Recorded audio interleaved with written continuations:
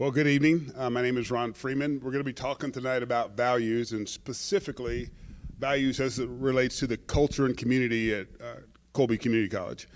And when you think of values as an individual, as a person, as a community, they really shape who we are. They are truly our root identity. And whether it's a person who is kind, whether a person who is engaging, those things stem from a belief about oneself and about the culture we're in. So having values that are consistent and embraced by the entire community almost builds it creates paradise when you have that going and everybody's involved and engaged. And one thing I've noticed coming to Colby is just how genuinely friendly and encouraging the culture is, and it's pretty remarkable. And I always wondered, what are the values of the school? And the last time I was here, I was fortunate to get a t-shirt, and that t-shirt had 9 words on it, and those words are community, focused, united, family, fun, success, ready. But it was just words that meant things, that had a resonance that said, if we do this, if we live this way, it's going to be better for everyone. And that's really the goal. The goal of having a system of values is to create an environment that allows people to be the best that they can be. And it's kind of interesting when you think about our founders and specifically the preamble to the Constitution. And we talked about we the people in order to form a more perfect union. I mean, that they were gunning for to establish, their aim was to establish a community and a culture based on values. And then we go back to the Declaration of Independence. The driving value was that all men were created equal, that there was this equality, that there was this sense of we're all a part of this. And the more we see that unfold, our nation's really been remarkable. I think about it in this way. There's a guy named Paul J. Meyer, who's a success motivational speaker from the 1950s. He gave what I thought to be the very best definition of success. He said, success is the progressive realization of predetermined, worthwhile personal goals. And I think so much when you look at what our founders put down on paper and the mission that they sought to accomplish and how far we've come with that mission, and seeing how we've had a lot of success in that in terms of as a nation growing and building. But the root of it was values. Values rooted in the idea that all men are created equal, that,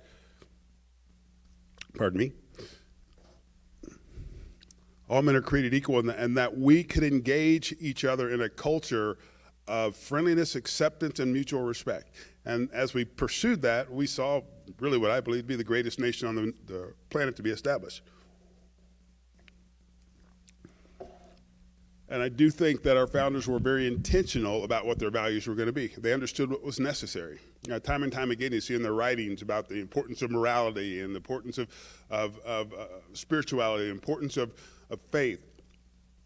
And those were things they were dependent upon. And really, in essence, our values are our system of dependency. It's what we choose to hang on to help us make it all the way through to finish our journey.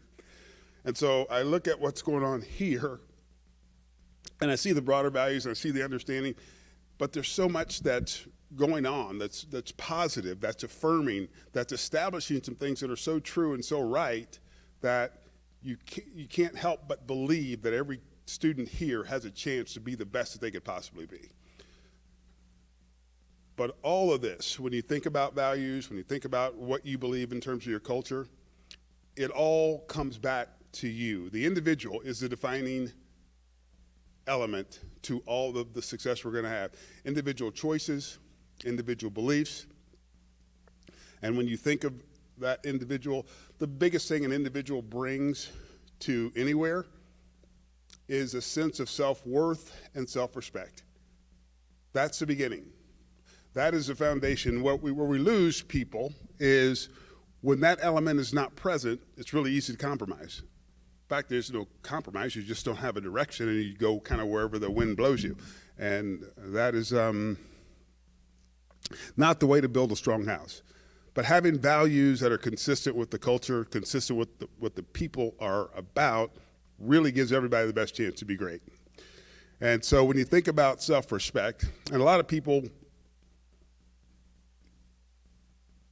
feel like if you're too focused on yourself, you're being selfish.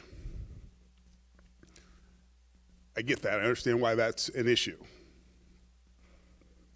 But that's not the kind of focus on self I'm talking about. It's not about putting myself above anybody else, putting myself over somebody else. But what I'm saying is it's important that I recognize who I am and be who I am. That's the self we're talking about. Shakespeare wrote in Hamlet that to thine own self be true. For surely as night follows day, in doing so you cannot be false to any man. And that's where that true self, that sense of worth, that sense of esteem that we carry into our lives, it becomes so critical because it allows us to be who we're supposed to be. And at the end of the day, if I am who I'm supposed to be and I function according to the talents and skills that I have the greatest opportunity to have a positive impact on the world around me. And that's true for all of us. So when you look at what's going on here in this community, what's going on at the school, you really want to have that sense of, here's who we are. Because in so many ways, our values are our identity. Our values are our identity. And when you think about what people, how they view America, and they look at what we are as a nation, our values reflect who we are. And the beautiful thing about these values is that we get to choose them. We get to pick what our values are going to be. Now, most people don't, frankly. Most people just kind of think, well, whatever comes, I'll go with it. And not the best way to go. It's reckless, actually. But if you're going to have a value system that's going to be strong, it should be thought out. It should be clear. It should be something that everyone can embrace and then go for it. Because when you do that, you created an opportunity. And that doesn't make everything perfect because people make mistakes. But it does give you a chance to build something really unique and special. Have that self-respect. Then give that respect to others. And it doesn't mean you got to make somebody the king of your life and you respect them so much that whatever they say, you do it, you believe it. No, it means that to the level they're able to relate to you, you respect them. You respect their basic humanness. You understand that you're a person and I'm a person. I respect the fact that we might have differences in opinion. I respect that we might agree. But at the end of the day, I respect you. And I'm going to build a culture based on that foundation, based on those values, really creates the opportunity for something, again, really special, like I believe this country is. I believe this campus really has a remarkable culture and values, and to see that extended and see it grown. The other piece of the puzzle, and so many values that we could go into, diversity. What does diversity look like to us? How do we make a community and a culture that allows every individual to be themselves, to be respected, and to be encouraged to be all that they can be? When you think about diversity, it's way more than simply race, gender, and culture is not simply an ethnicity. A culture is, there are people that from this part of like the whole of Africa, not every African person has the same values. Not every Central American has the same values. So we're all of these different pieces of the puzzle. People with physical disabilities. There are people who have challenges with different health concerns. And how do we create a culture where everyone is empowered, where everyone is committed to helping the person beside them, whatever that need might be? And being a part of that culture requires accountability. The first step of accountability is you. You are accountable to yourself to be true to yourself. You're accountable to your peers to be true to them. You're accountable to your teachers. You're accountable to this community to do the right thing. When we hold ourselves accountable, we give ourselves, again, the great chance of doing something that's going to be very impactful and very positive, which is our goal. We want to create a positive culture that does two things. Number one, it respects everyone within it. It creates opportunity and encourages everyone in their own way to pursue that thing that is important to them. It doesn't say we're going to be a cookie cutter. It doesn't say we're all going to march in line and do everything the same way. It's saying the core of our commitments are framed by faith, are framed by love, are framed by friendship, are framed by mutual commitments, framed by respect. So when we embrace this dynamic as a community, we multiply its power. You know, if one person spends their entire day walking around campus trying to help other people, they'll have an impact. But if two people do it, they'll double the impact. And if three people do it, you get the picture. And if you get an entire campus that is committed to these things, to get up every day, and this is one of the things I look at in my own life, I try to do, is to live each day with the idea, how can I help someone today? Who can I help today? And it's amazing how, when you have that mindset and the frame, the people you'll encounter. It's like you're putting up your antenna, you're putting out a signal saying, hey, I'm looking to help someone. And somehow those people seem to walk into your life and have every opportunity to make a difference for people. And at the end of the day, that's why we're here. That's what we're wanting. That's what we want to do in our time on this planet.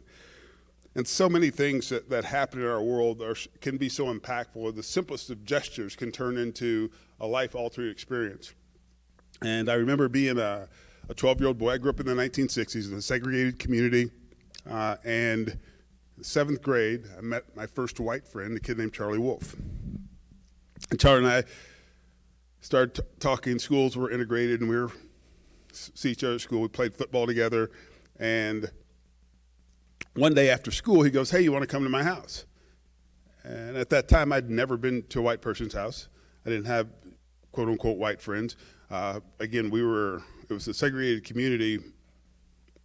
I was of the mindset that there was a hostile culture. The majority culture was against me and didn't want anything to do with me. And so when he invited me to come over, it was a shock. But I said, I'll do it. I'll come over. And so after I say yes, he says, well, I need to tell you that my dad was in World War II, and he led a battalion of black soldiers into conflict, and they abandoned him, and so he hasn't spoken to a black person since. I'm like, okay, nice time to tell me after I said yes. So I'm a risk taker, so I'm going to go to your house because you invited me, and I think that's a friendly gesture.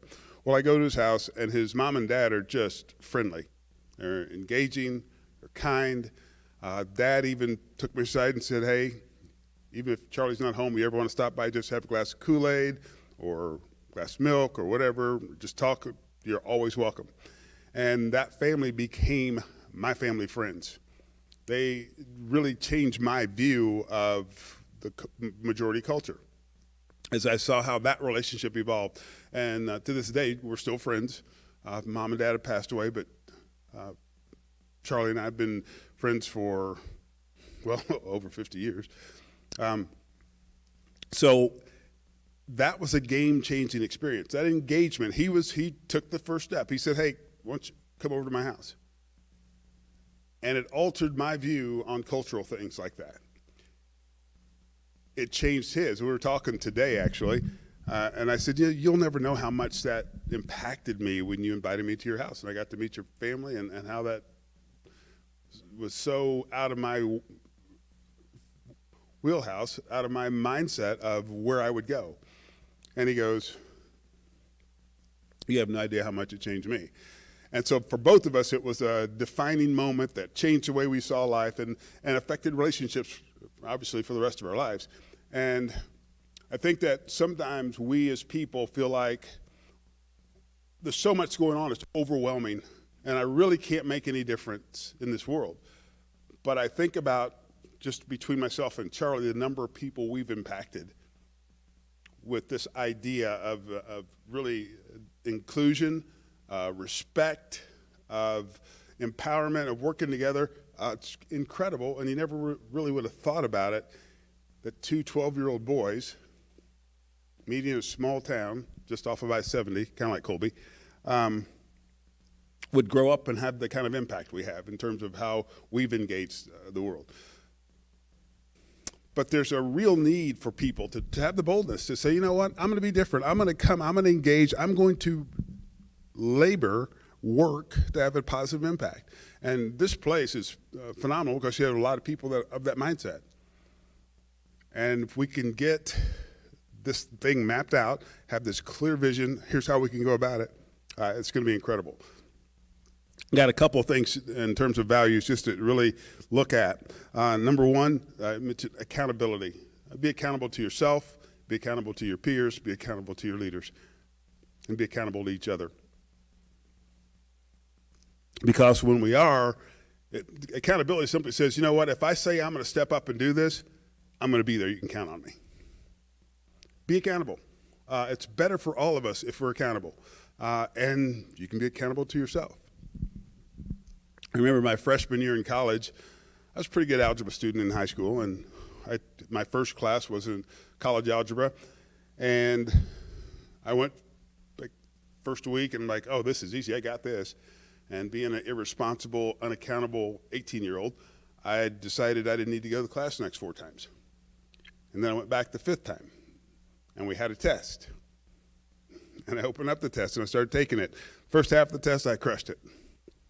Second half of the test, it crushed me. Bottom line, it was fail, and I was way behind. And I didn't have a teacher come to me and say, here, I can help you. I didn't have the capacity or the thought that I should go to the teacher to get help. What do I do now that I'm in this hole? I just simply gave up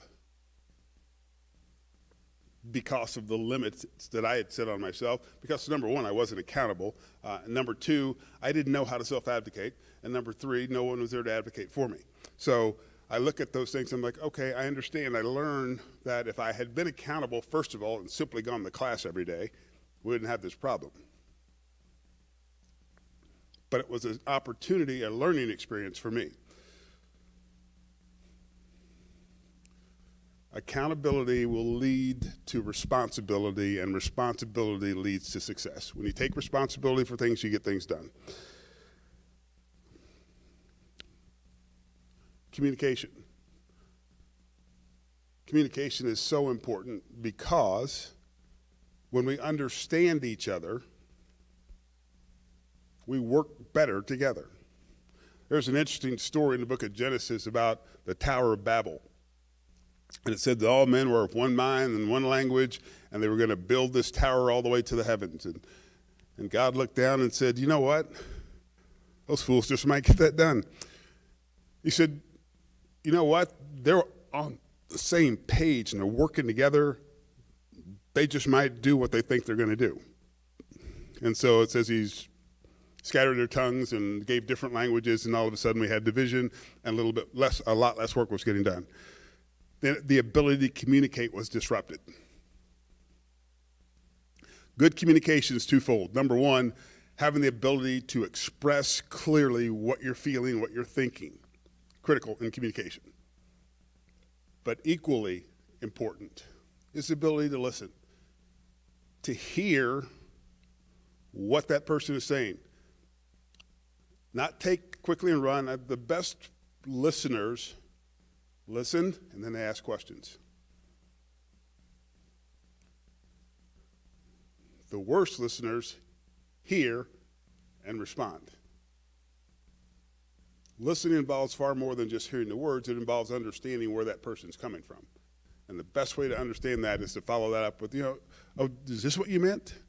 If I understand what you're saying, this is where you're at. And as you ask those questions, you allow that person to be more clear in whatever they're bringing to you, and then you're able to help at the right time. Then once you've gone through that process, you have permission to go in and offer advice if they ask you for it. I had a friend of mine the other day said they're just going through some hard things right now, and I said, well, if you need somebody to listen, I'm available. Called me later, and we talked on the phone for 2 hours. Well, excuse me, he talked on the phone for 2 hours.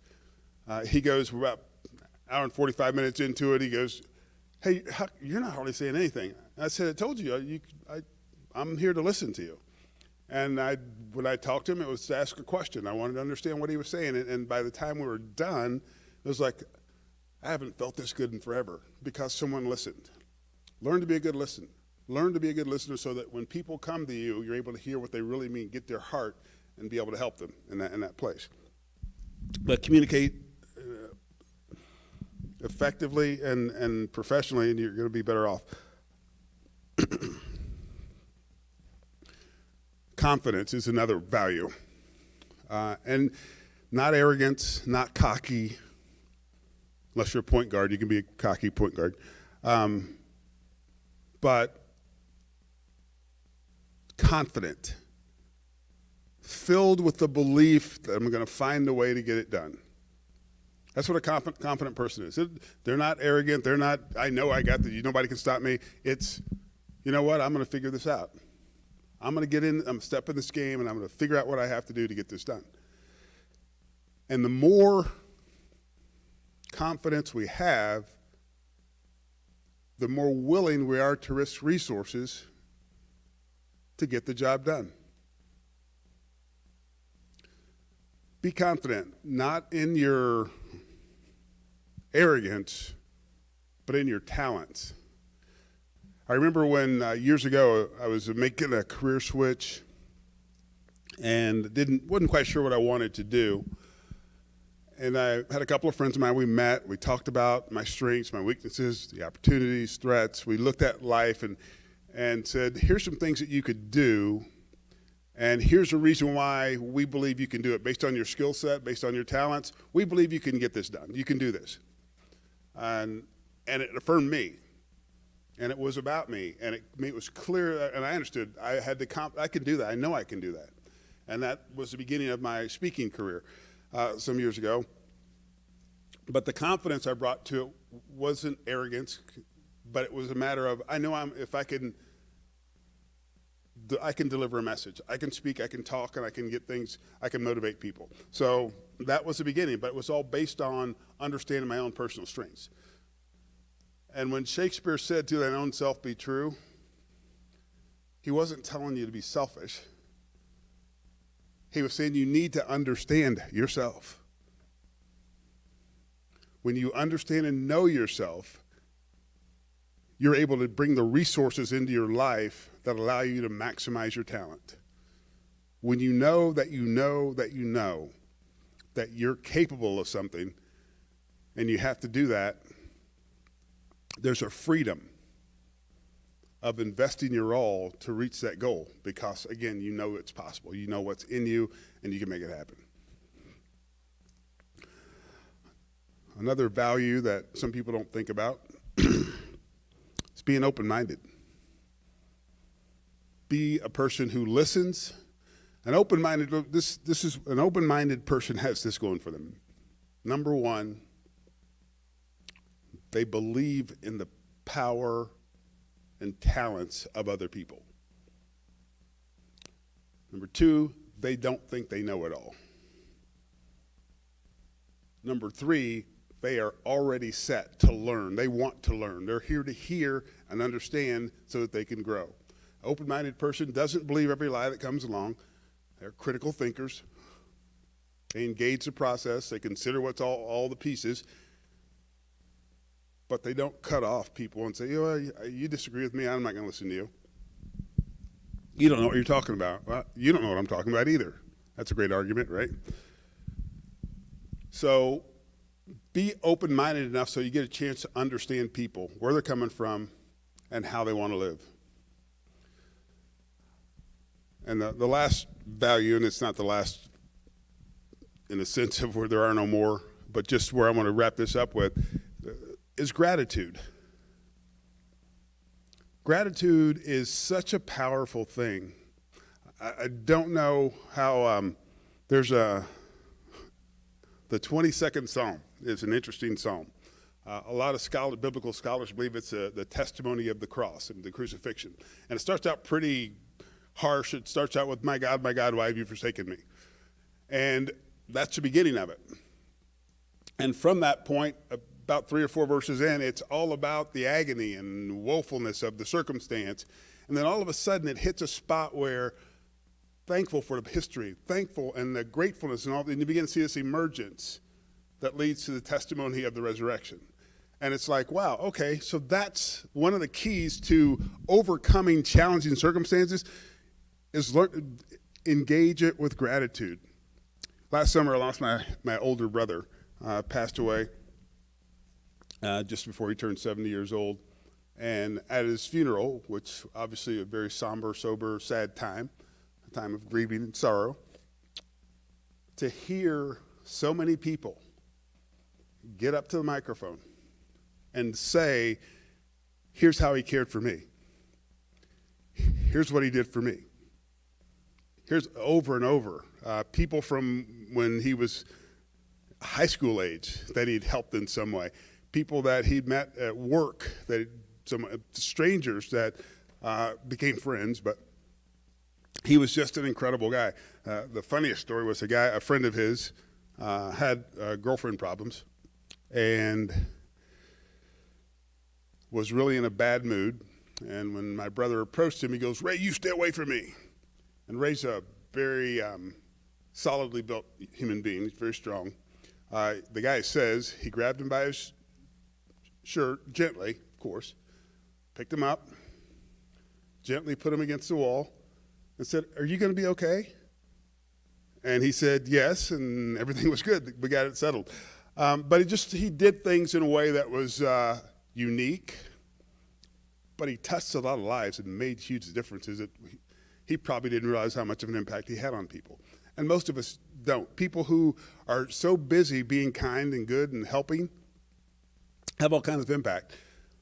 But to hear his story made me grateful to call that guy my brother. And as gratefulness filled my heart, as I was grateful for the good things and the love that we shared, it changed the way I saw things that day.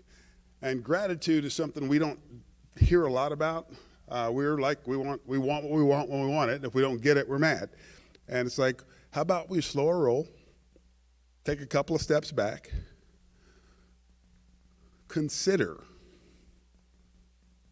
what is there good in my life? And I'm going to bet you that there's a person in your life that inspires your heart. There's a person that has done something for you that made a difference. I grew up with a friend of mine named Stevie Bruce. Stevie was a senior and I was a sophomore.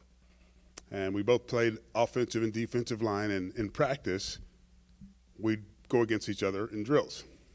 Now, if you know football, you understand that for a senior to get to go against a sophomore, it's like just fun. It's like beating up your little brother. And so I would work against this guy every day, and he would push me, demand, and just push me. He had a tradition or a habit. Our football practice field was a half mile from the school. He would run to the practice field, which was downhill, and he'd run back up at the end of practice, no matter what the circumstance. It's a hot summer day. We had a hard practice, whatever, it didn't matter. He was going to do those things because there were disciplines that he had in place that helped him. He felt like have an edge when it came to playing. And as a sophomore, very impressionable, I followed in his footsteps. I learned that same work ethic. I aimed to push myself in that same way. And over time, as I look back on my own personal career, a lot of the habits that I established as a high school kid led to my success at Pittsburgh State and a chance to play professional football because of a young man who taught me how to work. You think I'm not grateful for that guy? Yeah, I'm grateful for that. And it's just be interesting to step back, and anybody can do this. Step back and start thinking, look at your life. Think about times when something positive happened. Who contributed to that? Because most of us, sometimes we think it's just us. I did it all by myself. But there's always somebody that I can say this word, lent a helping hand. There we go. I was going to say lended, but it didn't quite work. So, but they'll lend you, help you get to where you want to go. And we don't recognize those people too often. Sometimes it's mom. Sometimes it's big brother. Sometimes it's dad. Sometimes it's that friend. Sometimes it's that stranger who didn't know that word right then was something that meant so much to you. But as we learn to identify those things, it gives us a heart of gratitude. And a heart of gratitude is a powerful, powerful force when it comes to overcoming hard times. And folks, we're all going to have hard times. I mean, I was going to come and tell you that, you know what? After you listen to me tonight, you will never have another problem again, ever. Your life is going to be a primrose path of perfection. You got this. Don't worry about it. But I couldn't do that, honestly, because you're going to have difficult times. You're going to have challenges. And what I want you to understand is your value system is your fortress. Your value system is your power base where you run to when things get hard. And if your value system has chinks and it's not consistent, then you make wrong decisions in tough times, and guess what? It only gets tougher. But if you've got those values in place and you're committed to those things, not only are you able to overcome negative circumstances, but you're able to continue to build and grow that wonderful life you're committed to. And I think this community, I think this campus is a model in so many ways, but I think you've only just begun. I know that people are working diligently to just improve, to make life better. So I'm going to finish up with 3 things in terms of standards to pursue, things that we can go for. The single most important thing for each of us is each individual person needs to understand their true self. Know me. I need to know me. You need to know you, because it's there that it all begins. If I'm whole, if my life is moving according to my values consistently, then I'm ready to be a help to other people. And that's the second thing, is be willing to help other people. Be an encourager. Look for ways to strengthen and empower them. Help them find their voice, understand their true worth and value. And then finally, empower other people. Empower other people to contribute to the cause, because the more people we have doing the work, demonstrating the values, living our truth, the stronger our community, and the more appealing and more attractive it is. It's an amazing place. I applaud you for the work you're doing. I encourage you as you go forward to do even more. Thanks for the opportunity tonight, and God bless you.